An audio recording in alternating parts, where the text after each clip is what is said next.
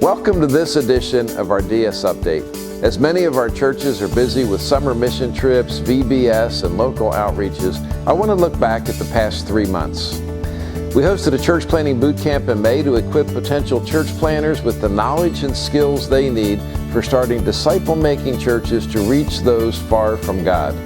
Bill Stewart, Jerron Jones, Gabe DeGarmo all helped me present at the church planting boot camp at the Dallas Seminary's Dallas campus. Approved planners Benjamin and Bernice Rivera, Benyam Waltensai, Kevin Sager, and Nathan and Rebecca Jordan were among the people that attended that boot camp. One Sunday morning I was able to preach at both of our Elgin churches, Yewa Creek EFC and Elgin EFC. Terry Kennedy serves both churches as pastor, and these churches are 15 minutes apart in Elgin.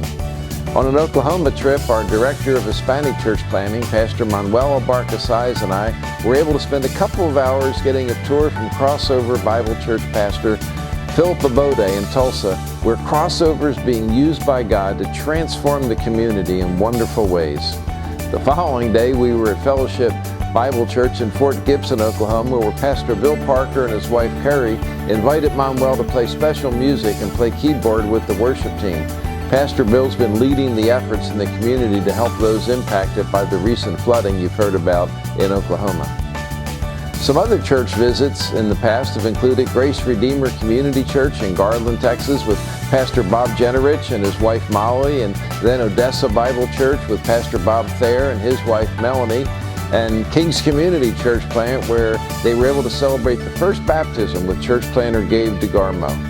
Easter was a great day for our churches, including Encuentro, led by Pastor Manuel, where they hosted a second service for the very first time on Easter Sunday. I was part of a trip to Montgomery, Alabama with EFCA national leaders and district superintendents.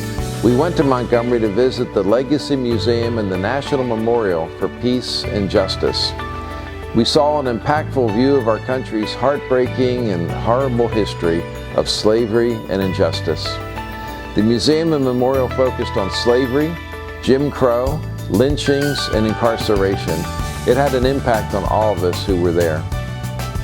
The district hosted our annual Multiplying Together retreat in April, and this was a great opportunity for our Multiplying Together churches to come together to strategize, plan, collaborate, and learn from one another.